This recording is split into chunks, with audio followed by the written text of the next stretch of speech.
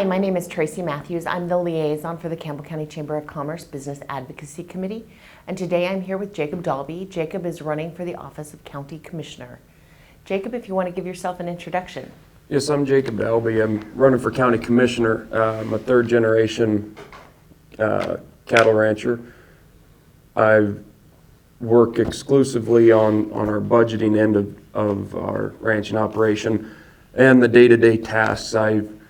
I'm a ranch manager for a neighboring rancher where I've worked since I was 15 years old when I started homeschooling, and I've managed to work my way up to the ranch managing position and working on budgets there. So I'm very diverse on doing budgets and finding the wasteful spending. Thank you. So, Jacob, do you support penny power? And if so, are you willing to support it as part of your campaign? I do not support the 1% sales tax. And the reason being is when it was originally brought to the voters' attention in 1976 and passed, it was for the use of infrastructure. Today it's turned into a slush fund for the county to spend. And some of the issues I have with it is we're using the 1% funding to dry clean people's clothing. I was just looking at the public records request I did this morning, actually, again, from 2018 to 2020. And we were dry cleaning people's clothing and buying ice cream.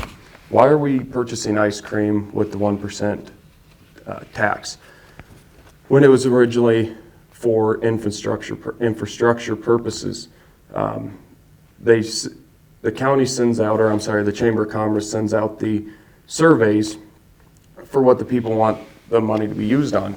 And if I'm remembering correctly, the top three was Sheriff's Department, infrastructure, and veterans. Not necessarily in that order. From 2018 to 2020, we have one use of 1% tax going to the Sheriff's Department, and no uses being used to veterans that I could find on the PDF that was sent to me from the Commissioner's office. So with that being said, I do not support it. I believe they've gotten too dependent on it and they're using it as a slush fund, and with any hope we will get that tax cut out this year. Thank you. Thinking long term, where would you like to see Campbell County in the next 20 years? And what is your plan to bring that vision to Campbell County? I believe Campbell County should be a starting point for businesses. And the way we need to do that is we need to expedite building permits for any new businesses. And we also need to find ways to give tax breaks to new businesses. The current commissioners are wanting to build an industrial park with the idea that if we have it, then the businesses will come. That motto does not work. It never has worked anywhere, but they like federal grants, and so they've been trying to get a federal grant in order to build this industrial park. I know of a person that built an industrial park in town about 40 years ago and lost $3 million on it. It does not work. If a private person cannot make an industrial park work, the government sure as the heck is not going to be able to.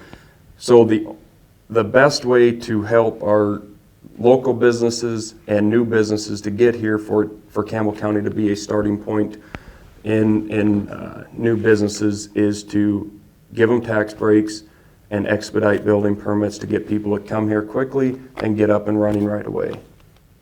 So Jacob, what policy changes or investments are necessary to encourage broader employment?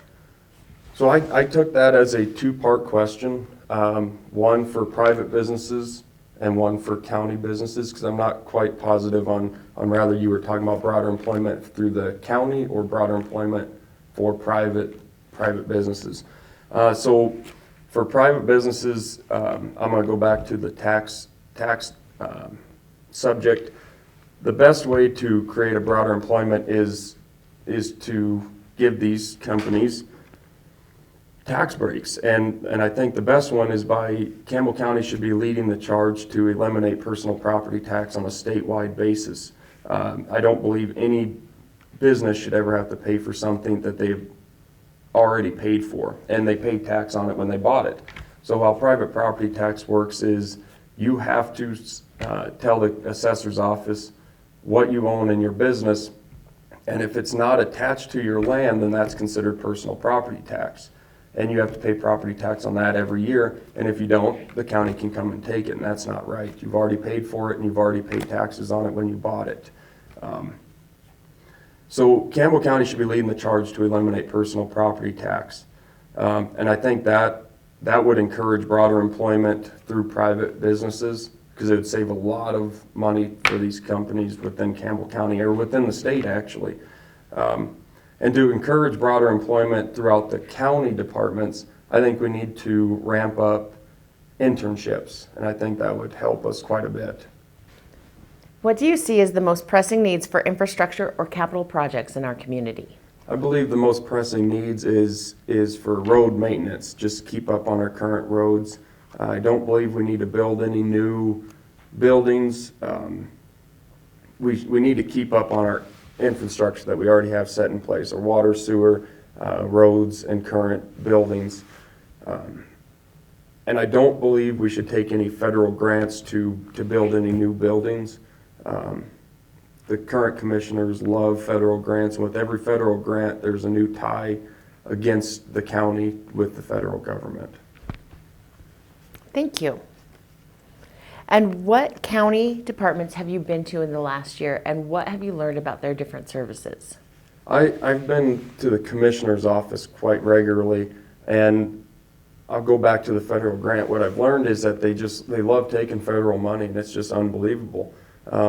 I've learned that if they don't want to hear the public's voice, they'll just shut you off. They won't allow you to make public comment anymore. I find that completely unacceptable. I've gotten through public records requests their credit card records, and the amount of money that they spend to travel to the United States is unbelievable. I do not believe any elected official should have a credit card. And I believe that only one credit card should be used for each department, and that way the head of that department is responsible for every charge within that credit card.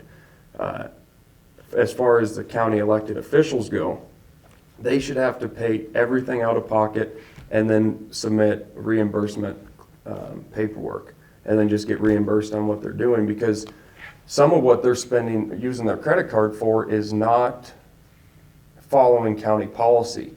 County policy is very specific to for hotels and motels. I'm just going to use that for an instance.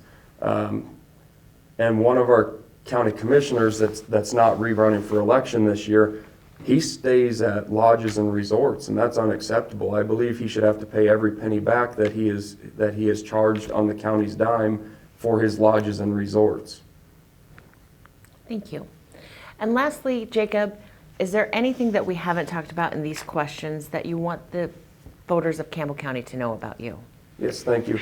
I've been the only person that has stood up to the state on their unconstitutional COVID mandates. I petitioned the state, and with the help of many citizens within Campbell County, we were able to gather 1,300 signatures in a little less than 1 month's time.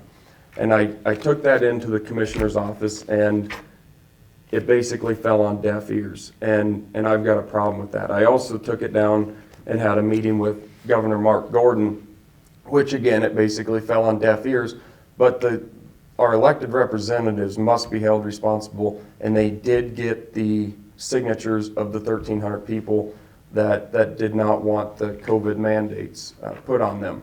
And some of our current commissioners actually said they were in favor of curfews and mask mandates and hour restrictions on businesses. All they really did was hurt our local businesses, our small businesses, and I'm not all right with that. I'm also the only person that's running that has fought taxes. I've actively fought taxes. I'm actively against raising new taxes or continuing with the current 1% sales tax. So everybody can say what they will do, but if they haven't done anything to prove what they'll do, then I'm the only one that has. And I'd appreciate your vote on August 16th. Thank you. Thanks.